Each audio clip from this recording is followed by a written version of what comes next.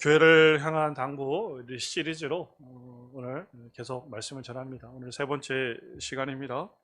세 번째 시간으로 고린도후서 또 후반 부분을 뒷부분을 함께 살펴보고자 합니다.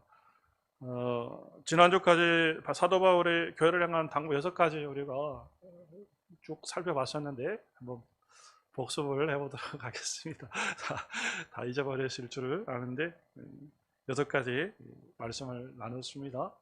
첫 번째 시간에 우리 드렸던 말씀이 하나됨에 대한 말씀도 기억나시죠?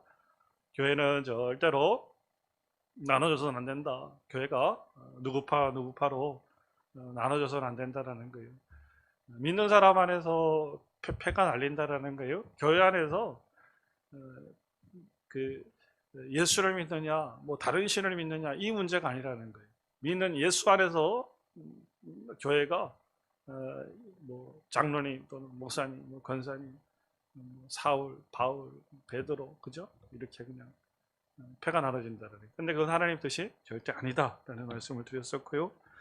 1장 말씀 속에 우리가 또 했던 교회가 어려울수록 또 힘들수록 우리 성도님이 어렵고 힘들수록입니다. 교회라는 의미는 대칭시켰을 때 내 자신을 대칭시키는 거예요. 내가 어렵고 힘들수록 더 주님을 의지해라.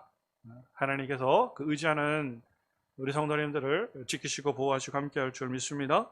그리고 2장에서는 원수를 사랑하고 주님께 맡길 수 있는 은혜가 있어야 된다.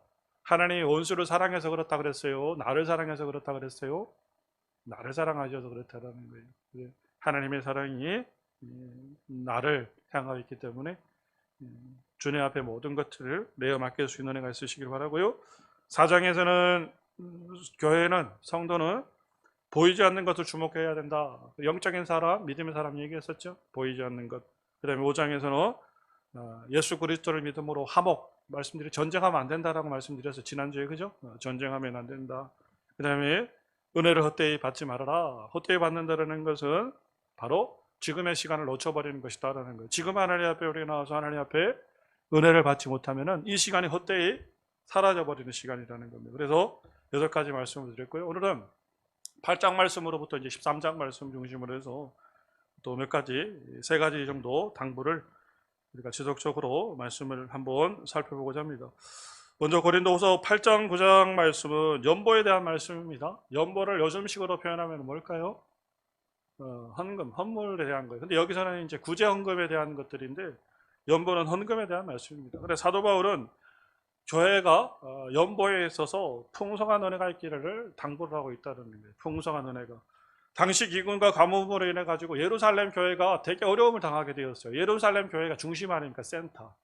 당시에 성교의 센터예요. 그러니까 센터가 중심 교회가 서울 교회가 쉽게 말해서 어려움을 겪게 되었다라는 겁니다. 그래서 예루살렘 교회가 어려움을 겪게 되어지니까 여러 이제 지방에 흩어져 있는 교회들이 헌물을 해서 이제 그 헌금을 모아서 예루살렘 교회를 돕고자 했다라는 거. 그래서 마게도냐 교회를 향해 가지고 먼저 얘기를 해요. 마게도냐 교회가 이런 일이 있었다. 마게도냐 교회가 어떻게 했다라고 성경이 기록하고 있습니까? 어려운 중에, 그죠? 어렵고 힘든 중에 그 연보를 모아서 돈을 모아서 어디를 도왔다? 예루살렘 교회가 도왔다. 그러니까 너희가 그 고린도 교회도 마찬가지로 어떻게 해라? 연보를 모아서 교회를 도우라라고 말씀을 하고 있습니다. 그래서 고린도 후서 9장 5절 이하의 말씀에 보니까요, 연보에 대해서 몇 가지 분명한 원칙을 사도 바울이 얘기하고 있다는 거예요. 9장 5절 말씀 속에 여러분 한번 보시기 바랍니다. 9장 5절로 7절 말씀 속에 사도 바울이 연보에 대한 고린도 교회 성도에 대한 연보에 대한 3가지 원칙을 얘기하고 있습니다. 한번 찾아보십시오. 어떤 원칙이 있을 것 같습니까? 첫 번째 뭐예요? 미리 준비할 것. 헌금에 대해서 헌금을 할 때 미리 준비해서 헌금을 하라는 겁니다. 준비된 헌금, 뭐 정성을 의미하는 거예요. 정성. 그래서 과거에 우리 선배 신앙인들의 모습을 우리는 기억합니다. 그 과거의 선배들을 보니까 헌금할 때 쎄돈 얘기하지, 그죠? 기억 다 나시죠? 우리 성도님들도 아마 다 그렇게 하셨을 겁니다. 쎄돈이 있으면은 뭐예요? 그 쎄돈을 다 빼잖아요. 빼가지고 성경책 속에다가 딱 꽂아놓고 그걸 헌금했잖아요. 아니 돈이 무슨 돈이면 다 돈이지 뭐 새 돈, 헌 돈이 어디 있습니까? 그죠? 돈이면 다 돈이지 뭐 새 돈이 헌 돈이 있습니까? 뭐 1,000원이면 1,000원이고 10,000원이면 10,000원이지 무슨 새 돈이고 헌 돈이 있습니까? 그러나 뭐에 포인트가 있다는 거예요. 정성이에요, 정성. 준비된 마음. 그러니까 준비된 마음이라는 건 정성으로 드리는 거예요. 함부로 물질 생활, 함부로 헌금 생활, 함부로 하지 않았다라는 겁니다. 정성을 모아서 어떻게 했다라는 하나님 앞에 올려드렸다는. 그래서 사도 바울이 첫 번째 헌금의 연보에 대한 법칙을 얘기하면서 준비된 연보를 해라라는 거예요. 그리고 준비된 연보는 여러분 계획된 헌금을 얘기하는 겁니다. 계획된 그 헌금을 얘기하는 거예요. 헌금을 할 때는 여러분 계획적으로 하셔야 돼요. 절대로 충동적으로 하지 않으시길 바랍니다. 충동적으로 하면은 뭐 들어요? 시원들어요. 잘하시네. 충동 구매만 나쁜 게 아니에요. 충동 구매만 나쁜 게 아니에요. 충동 헌금도 나쁜 겁니다. 왜냐하면은 충동 헌금하면 반드시 뭐가 따라오기 때문에 시험 후회가 따라오기 때문에 그래. 후회. 하나님 앞에서 후회하면 하나님께서 그걸 기뻐하셔요? 기뻐하지 않으셔요? 절대 하나님께서 기뻐하지 않으십니다. 성경 말씀에 보니까 헌금 잘못 들어가지고 망한 사람이 있더라고요. 아주 망한 사람이. 우리가 너무나 잘 알고 있죠. 사도행전 4장 5장 말씀에 나오는 아나니아와 삽비라가 절대적인 케이스입니다. 헌금했는데 망한 케이스입니다. 잘못 드려서 망한 케이스예요. 사도행전 4장에 보니까 바나나 후반 부분에 보니까 바나바가 자기의 그 토지와 재산을 팔아 하나님 앞에 드리는 걸 보고 아나니아와 삽비라가 뭐예요? 충동적으로 헌금하게 돼요. 그 바나바가 선물을 바치니까 사람들이 야 뭐라고 얘기하는 거예요. 대단하다고 얘기를 하는 거예요. 그러니까 그게 부러운 거예요. 사람들한테 칭찬받는 모습이. 그러니까 아나니아와 삽비라도 뭐 하는 겁니까? 헌금을 밭을 팔아가지고 딱 바치려고 충동적으로 바치려고 봤더니 마음속에 뭐가 생기는 거예요? 후회가 생기는 거야. 아 이거 잘못 생각했다 우리가 잘못 판단했다. 그러니까 일부를 뭐 했다라는 거 올리는 일부를 감췄다라고 성경을 기록해요. 그러니까 그것이 하나님으로부터 뭐가 되었다? 죄가 되었다는 거예요. 그래서 불행을 겪게 되었다는 겁니다. 하나님 앞에 우리가 헌물할 때 준비된 예물로 하나님 앞에 올리시기 바랍니다. 준비된 예물 올리시기 바랍니다. 하나님 앞에 미리 정성을 다하고 뭐 해라? 계획된 것을 하나님 앞에 올리셔야 돼요. 그 다음에 두 번째 보니까 무슨 법칙이 있습니까? 마음에 정한 대로 하라는 거예요. 마음의 정한 대로. 여러분 이 마음은 어떤 마음일까요? 저는 이 마음에 대해서 굉장히 묵상을 하면서 이 마음이 어떤 마음일까를 생각을 해봤어요. 하나님 이 마음은 어떤 마음입니까? 마음에 정한 대로 하라 그랬는데 내 마음속에 정함이 있다라는 거잖아요. 근데 내 마음속에 정함이라는 것은 어떤 마음일까? 이게 내적 결심이라는 거거든요. 이 마음은 여러분 잘 보시기 바랍니다. 하나님께서 주시는 마음이라는 거예요. 할렐루야. 하나님께서 주실 때가 있어요. 마음속에. 그죠? 교회의 어떤 형편을 보거나 교회의 어떤 사정을 봤을 때 우리 마음속에 어떤 마음이 생기는 거예요. 아하, 이것은 내가 감당해야겠구나. 이것은 내가 해야겠구나 하는 마음이 들어올 때가 있다는 거예요. 이것이 내 마음속에 정함이 되어진다는 거예요. 그렇죠? 그때 우리 하나님 앞에 뭐 할 때? 순종하게 될 때. 여러분 하나님이 마음속에 어떤 감동을 주셔가지고요. 그것에 나에게 그런 책임이 느껴지고 거기에 대해서 내가 순종하게 되어지면 엄청난 복이 따르는 걸 알고 계시죠? 하나님께서 어찌되었건 마음속에 정함을 통해서 우리들에게 그런 허물할 수 있는 기회를 주고 그건 기회를 주시는 거예요. 여기 계신 분들이 만약에 있다 그러면 아무에게나 그 마음 주시겠습니까? 어떻게 생각하십니까? 아무에게나 주시는 마음이 아닙니다. 특별한 하나님이 하실 만한 사람으로 하나님 그 마음을 주시는 거예요. 근데 하실 만한 사람이 그 은혜에 순종하게 되어지면요, 그 은혜가요 배가가 되어지는 겁니다. 반드시 하나님께서 그 가운데서 그 행위에 대한 하나님께서 은혜의 복을 반드시 주시는 거예요. 명심하시기 바랍니다. 그 다음에 세 번째로 보니까 뭐에 대한 말씀이에요? 어떻게 하지 말으래요? 인색함이나 억지로 하지 말으라는 거예요. 하나님 앞에서 여러분 아까워하거나 억지로 하지 마시기 바랍니다. 아까워하면 아까운 마음이 든다든지 억지가 마음이 든다면 하지 마십시오.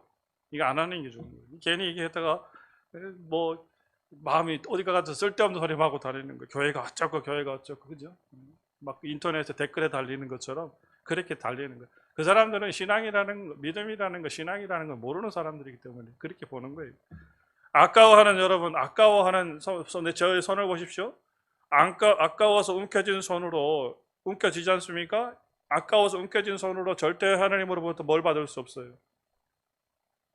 아니 우리 앞에서 집사님이 계세요. 권사님이 계시는데 권사님 손을 이렇게 움켜 잡아 보십시오. 움켜 잡았는데 제가 뭘 하나 드리면은 자 이거 받으십시오 그러면 받을 수 있겠어요? 움켜진 손으로는요 절대 아무것도 받을 수 없는 거예요. 그 법칙을 여러분들이 꼭 기억하시기 바랍니다. 아멘. 펼친 손으로 하나님의 펼쳐진 손이 하나님의 은혜의 복을 받는 겁니다. 절대로 여러분 부자가 될 수 없습니다. 이거는 제가 단언코 말씀을 드립니다.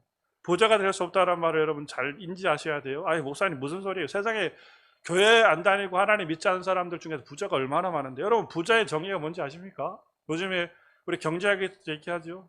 그리고 그 경제학자들도 나와서 얘기를 하죠. 부자의 정의가 뭐라고 얘기합니까? 돈으로부터 자유로운 사람이 부자라고 얘기를 하는 거예요. 돈으로부터 자유로운 사람이 부자예요. 100억이 있다 그래가지고 10억이 있다 그래가지고 50억이 있다 그래가지고 100억이 있다 그래가지고 그 사람은 부자가 아닙니다. 돈의 노예가 되는 순간부터 그 사람은 가난한 사람이에요. 이해되시죠? 나에게 얼마나 많은 돈이 있어도 아파트가 몇 채가 있으면 뭐합니까? 그 경제로부터 자유하지 못하고 돈으로부터 자유하지 못하면 그 사람은 절대 부자가 될 수가 없다라는 거예요. 그래서 여러분 이 제가 말씀드린 하나님으로부터 부유하다라는 것은 물질 앞에서 여러분 자유할 수 있는 하나님의 은혜를 주신다라는 거예요. 할렐루야. 하나님 앞에 부끄러움 없는 그런 물질적인 삶을 여러분 살아가시기 바라요. 그러면은 여기 계신 누구나 뭐가 될 수 있다? 부자가 될 수 있다. 하나님의 나라의 영적인 부자가 될 수 있다는 겁니다. 정말 여러분 부족함이 없이 인생을 살아갈 수 있습니다. 높고 낮음은 누구에게 달려있는 거예요? 내 마음속에 달려있는 거예요. 그렇죠? 어떤 사람의 통장에 100만 원이 들어있는 것을 보고 난 행복하다고 하는 사람이 있습니다. 행복하다고 하는 사람이 있어요. 그러나 통장에 100억이 들어있어도 불행한 사람이 있습니다. 여러분 뭘 선택하십니까? 그래도 나는 100억이 좋아요? 아멘이죠. 속으로 목사님이 아직 세상을 덜 살아서 잘 모르시나 본데요. 목사님 그거 아니에요. 그렇게 얘기하실라나? 여러분 하나님 나라에 인색함으로 억지로 살아가지 않는 은혜가 있으시기 바랍니다. 하나님 나라의 영적인 부유함이 우리들의 심령 속에 있으시기 바라요. 여러분 여기 연보라는 개념이요 율로기안이라는 뜻인데 이 헬라적인 의미로 뭐냐면은 연보라는 의미가 연보라는 뜻 그 의미 속에 뭐가 들어있냐 좋은 말 또 찬양 후한 선물 축복이라는 의미가 이렇게 들어가 있어요. 그 연보라는 의미 속에 율로기안이라는 그 속에. 근데 오늘 성경 본문에서 고린도 후서에서 쓰여진 이 연보의 그 굉장히 큰 의미가 뭐냐면 축복의 의미로 쓰여 있다는 거예요. 그러니까 하나님 앞에 드리는 것이 결국에는 뭐라는 거예요? 축복이라는 개념입니다. 연보를 통해서 여러분 어떤 축복을 받을 수 있습니까? 6절 8절 말씀 속에 기록되어 있는 말씀이 이게 이 말씀이 여러분 대단한 은혜의 복입니다. 6절 말씀 속에 보십시오. 연보를 통해서 누릴 수 있는 복이 어떤 복입니까? 뿌리고 심는 대로 거두는 것을 하나님의 놀라운 능력이에요. 뿌리고 심는 대로 거둘 수 있는 복. 여러분 이거 놀라운 능력 아닙니까? 뿌리고 심는 대로 거두는 것이 왜 놀라운 축복입니까? 여러분 이게 신명기 28장의 복입니다. 토지와 소산과 내 짐승이 복을 받는 복이에요. 땀 흘린 만큼 무엇을 거둘 수 있다는 거죠. 대단한 거 아닙니까? 보통만 살아갈 수 있다는 거죠. 대단한 은혜예요. 대단한 은혜예요. 저는 그렇게 생각을 합니다. 우리가 노력한 만큼 무엇을 얻을 수 있다는 것은요. 굉장한 은혜의 축복이 아닐 수 없다는 거예요. 세상을 살아가는 사람들이 왜 이 세상 가운데서 절망하고 이 세상 가운데 분노하죠? 뭐 때문에 그렇습니까? 노력한 대가를 받지 못하기 때문에 그래요. 똑같이 노력하는데 왜 불평등이라는 얘기가 나오죠? 똑같이 노력하는데 어떤 사람은 100이라는 것을 가져가고 어떤 사람은 10이라는 것밖에 못 가져오기 때문에 그렇다는 거예요.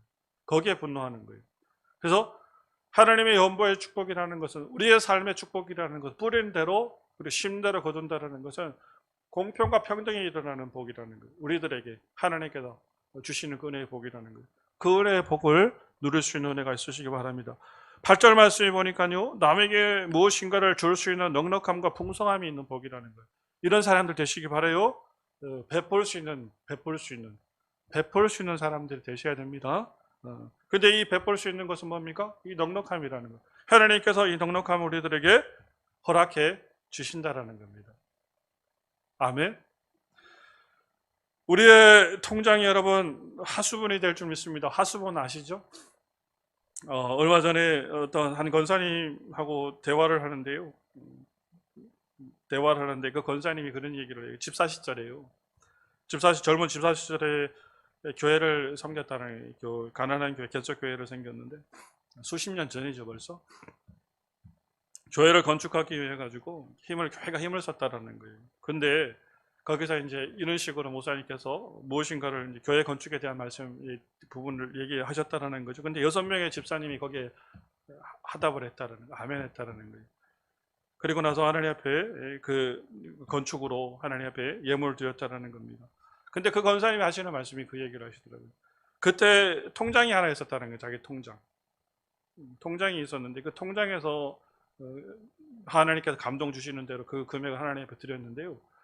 지금까지 목사님 뭐라고 제가 얘기하냐면, 지금까지 목사님 다른 통장의 돈은 다 말라도요, 지금까지 그 통장의 돈은 마르질 않습니다. 그 얘기를 하더라고요. 제가 뭐 꾸며낸 얘기 아니에요. 제가 들었으니까 알죠. 하나님 앞에 올려드리는 거 하나님께서. 그리고 6명의 집사님들이 다 권사님, 장로님 되시고 그렇게 되셨다고 얘기를 해요. 이게 여러분 하수분의 복이라는 거. 오늘 얘기했던 8절 말씀에 하나님 주신 은혜의 복이라는 겁니다. 그래서 우리 정음교회 믿음의 백성들이 하나님 앞에 바른 물질적 생각들을 가지시기 바랍니다. 물질로 해서 시험 들지 마시고요. 여기 계신 분들은 시험 들 수 있는 사람이 아무도 없는 줄 제가 믿어요. 이런 것도 기회가 되니까 말씀드리지, 제가 의도적으로 하는 말씀은 아닙니다. 지금 8장 말씀 속에 9장 말씀 속에 가다가 지금 나오니까 말씀드리는 거예요. 한번 나올 때마다 이런 거 반드시 우리가 부담스러운 말씀이지만 점검을 해야 되는 말씀이에요. 아멘이죠.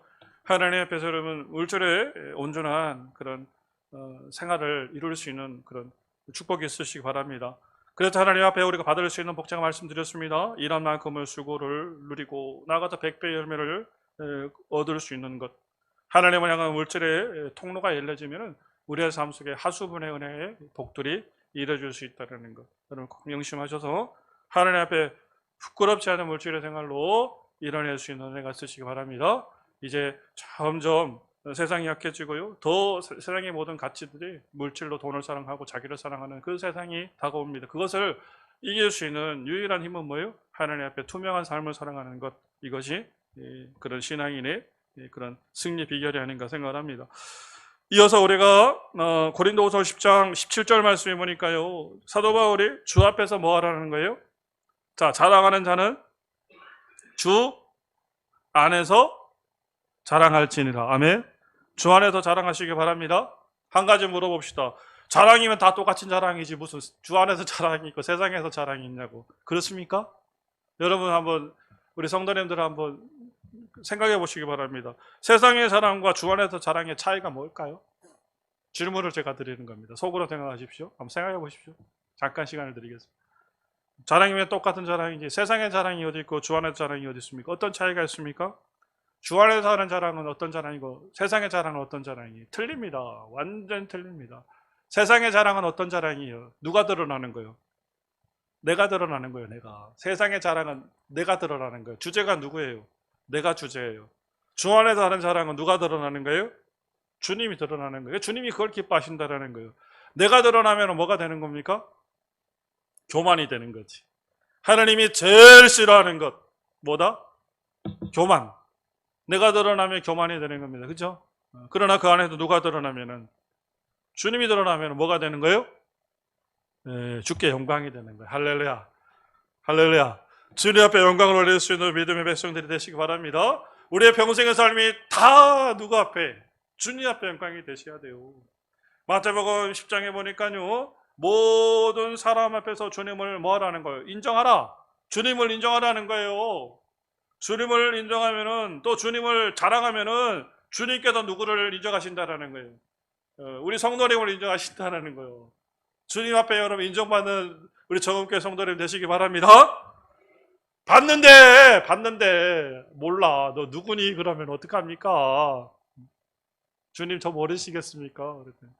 내가 평생 주님이 정음교회에서 목회자로 주님 헌신했는데 저 모르시겠습니까? 모르겠다 그러는데 어떻게 해요? 왜 모르시냐고 따질 수도 없고, 그죠? 인정함을 받을 수 있는 은혜가 있으시기 바랍니다. 모든 것이 주님 때문입니다. 주님 감사합니다 고백할 수 있으셔야 돼요. 모든 것이 주님의 은혜입니다. 주님 영광 받아 주옵소서. 모든 것이 누구 때문이다?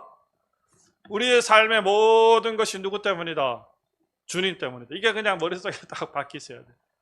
딱 박히셔야 돼요. 아줌마, 아주머니, 어떻게 그렇게 복을 받으셨어요? 우리 권사님 어떻게 그렇게 복을 받으셨어요? 집사님 어떻게 그렇게 복을 받으셨어요? 빨리 대답하셔야죠. 네, 주님 때문입니다. 아이고, 나 결혼을 잘해서. 에이, 뭘 결혼을 잘해요. 결혼을 잘해. 운이 좋아서? 무슨 운이 좋아요. 누구 때문에? 주님 때문에. 아저씨는 어떻게 그렇게 변화를 받아서 이렇게 훌륭하게 살아가십니까? 누구 때문에? 주님 때문에. 내가 좀 잘나서? 아니에요. 이야, 우리 권사님, 집사님, 자녀분들이 그렇게 어떻게 이렇게 훌륭하십니까? 주님 때문에. 나 닮아서 그러지 마시고. 나에게서 무슨 선한 나에게서 무슨 선한 것이 나갑니까? 나가지가 못해요. 나가지 못해요. 우리 애들만 봐도 그래요. 뭐 선한 것이 나갑니까? 나로 인해서 뭘 선한 것이 나가요? 누구의 은혜로? 주님의 은혜로. 이게 주님 앞에 자랑하는 인생이에요. 그죠? 모든 삶이, 우리의 모든 삶이 그렇게 되셔야 돼요. 자, 누구 때문이다? 주님 때문이다. 할렐루야. 주님을 고백하고 주님을 자랑할 수 있는 애가 있으시기 바랍니다. 자, 이제 마지막으로 보니까 고린도후서 13장 5절 말씀 이하에 보니까요. 뭐라고 기록하고 있습니까? 13장 5절 한번 읽어볼까요? 시작. 너희는 믿음 안에 있는가? 너희 자신을 시험하고 너희 자신을 확증하라. 너희 자신은 어떻게 하래요? 시험하고 확증하라는 거. 너희 자신을 뭐하라? 시험하고 확증하라는 거. 시험하라는 거. 시험하라는 의미가 뭘까? 우리 성도님, 시험하라는 의미가 뭘까요? 너희 자신을 시험하라고 그러는데 시험한다는 의미가 뭡니까?